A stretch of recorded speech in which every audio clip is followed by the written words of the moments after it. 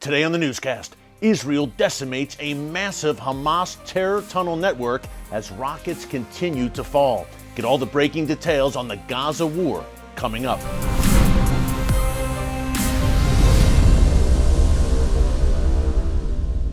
Hey folks, Erick Stakelbeck here. Welcome to the Watchman Newscast. It's just about 7 p.m. in Israel right now. Shabbat is about to begin, but I don't think, sadly, that the people of Israel will get a whole lot of rest this weekend as rockets from Gaza continue to fall.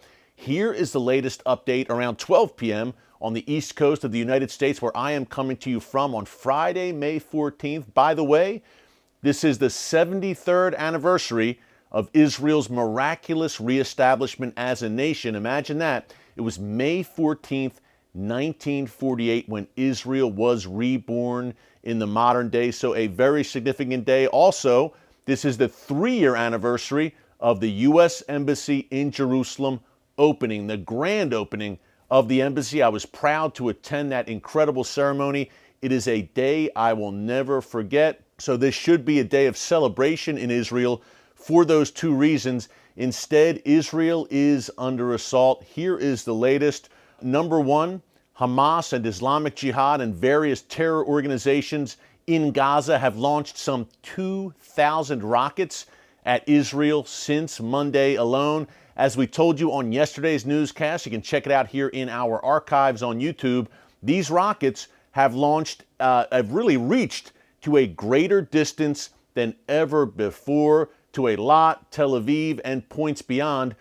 The distance is one thing, but the volume, folks, the sheer volume of hundreds of rockets being launched at one time, massive barrages targeting Tel Aviv. Not only that, with larger payloads and more lethal impact. So that is what Israel has faced over the course of the week. But last night, a major operation on the part of the Israel Defense Forces. I'm talking, of course, about the Hamas onslaught, but Israel has responded with great force and very effectively. Here's an example from overnight. Around midnight last night, the Israel Defense Forces, I think it was the spokesperson, tweeted that Israel right now is targeting Gaza with airstrikes and on the ground. So the media around the world reported, hey, Israel is now entering Gaza on the ground. The ground war has begun. Well, that did not happen, folks. In reality, what Israel did basically was a massive head fake. What they did was announce that the ground invasion has begun. And by the way, Israel has called up some 9,000 reservists. Tanks and Israeli forces have moved closer to the Gaza border in recent days. But the head fake last night, Israel announces, hey, we're going in on the ground, not for the benefit of the world or the international community or the global media, but for Hamas.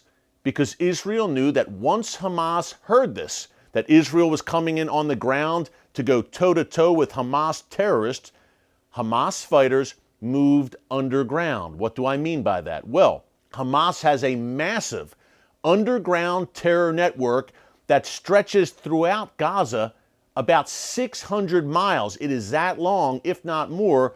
This network stretches. Again, it is underground. Right away, the Hamas jihadis burrowed themselves underground in this elaborate tunnel network that they've been digging since 2014, the last major war between Hamas and Israel.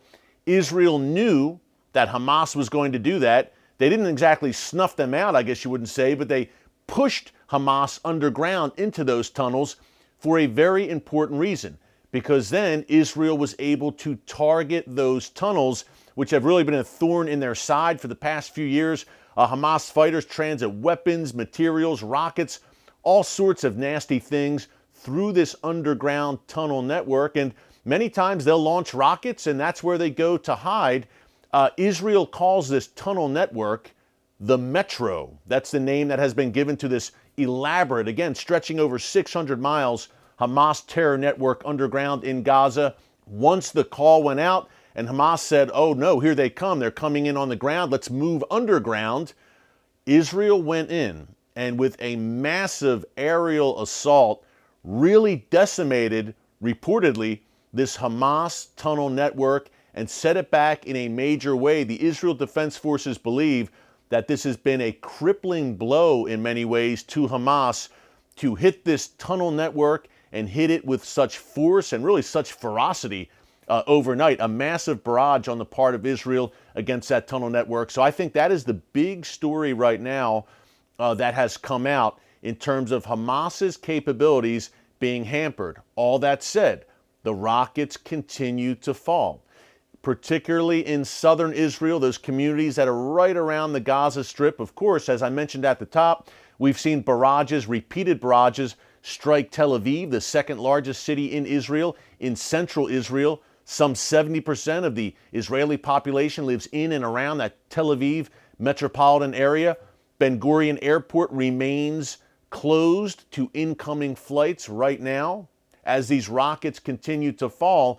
So Israel definitely going to great lengths to cripple Hamas and Islamic Jihad and their capabilities, not only the tunnel network, but taking out, eliminating several top Hamas commanders, leaders of Hamas's military wing, in addition to Islamic Jihad commanders. Not only that, taking out a good deal of the Hamas military intelligence and cyber warfare structures inside Gaza. In addition, striking Hamas's naval units as well, and many of these anti-tank missiles that Hamas and Islamic Jihad, both Iranian proxies, just a reminder there, more on that in a second, they have also been taken out. So Israel, a very effective campaign, clearly. All that said, the rockets continue to fall.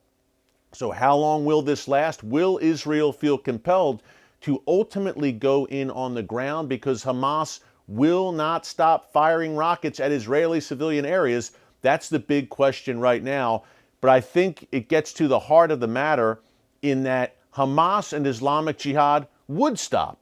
They would stop these rocket onslaughts against Israel, and these hostilities would cease if their masters in Tehran gave the word. If Iran called off their wolves of jihad and said, no more, stop firing the rockets, enough is enough, then Hamas and Islamic Jihad would stop, because they answer to the mullahs, the Iranian regime in Tehran right now. I've said it before, I'll say it again. The head of the snake is the Iranian regime, not only with what's going on in Gaza right now, but Hezbollah in Lebanon, the Houthis in Yemen, Iraqi Shia militias, various radical forces in Syria, that ring of fire which surrounds Israel right now, armed to the teeth with hundreds of thousands of rockets, missiles, and attack drones. Iran is calling the shots. That's Iran's ring of fire, which surrounds Israel right now. By the way, we love the Iranian people, a country with a rich history. It's the Iranian regime, not the people, the Iranian regime that is the problem. Just wanted to make that distinction very clear. And the Iranian people, more than anyone, is suffering under this regime, just like the Palestinian people are suffering under Hamas's tyrannical rule, which brings us to the casualty count right now. At least 10 Israelis, including one Israeli soldier, have been killed since Monday, including a 5-year-old boy who, by the way, his funeral today in Israel was disrupted by incoming Hamas rocket fire. So 10 Israelis killed, including some elderly. Someone was 87 years old, killed last night. Over 100 Palestinians killed. Two things to remember here. Number one, according to the IDF, the Israel Defense Forces, at least some 70 to 75 of these Palestinians killed are Hamas and Islamic Jihad fighters. That's number one. Number two, as we've mentioned throughout the week here, to give you a clear picture of what really goes on, Hamas uses, and Islamic Jihad, these Iran proxies, they use men, women, children, the elderly, civilians as human shields, and they intentionally place rocket launchers in densely packed civilian areas so that Israel will not strike, and Israel does not strike. When Israel sees civilians there, they don't strike the target, even if it is a Hamas target, which is launching rockets that will potentially kill Israelis. But Hamas puts these people intentionally in harm's way. That is a key point to remember. Secondly, some of these Hamas rockets, according to the Israel Defense Forces, at least 200 of these Hamas rockets that have been fired this week have not left Gaza. They have fallen back into Gaza, essentially. I don't know if it's a malfunction or what, but they have fallen. They've been launched out of Gaza, but they have fallen not in Israel, but in Gaza, inside Gaza, and they have killed and injured Palestinians. So Hamas not only is bringing the Palestinian people in Gaza into complete misery by instigating this war, but they are directly causing this misery with their rockets, killing not only Israeli civilians, but Palestinian civilians. And folks, a last thought to leave you with as we head into what promises to be a very eventful weekend. The Israel Defense Forces is saying that, yes, Hamas, Islamic Jihad have been decimated, but they still have enough of a rocket supply, thousands, still at their disposal to fight on for some 60 days. So they are down, but certainly not out, sadly. Second thought, if Iran is causing all of this trouble now, if they're pulling the strings on this and causing this massive confrontation, people killed, Israel, Gaza on fire, literally, what would Iran do if they had a nuclear bomb? Think about that. If you think Iran is emboldened and stirring things up and causing trouble and a bad actor right now in the region and around the world, imagine a nuclear-armed Iranian regime and what a game changer that would be. We will bring you more updates over the weekend, at least one, perhaps two. So be checking us out here at the Watchman Newscast over the weekend as well. And when you subscribe, of course, you will get alerts every time a new video is posted. Pray for the peace of Jerusalem. Pray for the people of Israel. Pray for the Palestinian people in Gaza who are suffering under this tyrannical, evil Hamas leadership right now. Enjoy your weekend. God Almighty still sits on the throne. Until this weekend, God bless you. And remember, never hold your peace. Hey everyone, thanks for checking out the Watchman Newscast. If you enjoyed this episode and want to see more, make sure you go ahead and hit the like button, click subscribe, and tap the bell icon to turn on notifications for new Watchman Newscast episodes every weekday.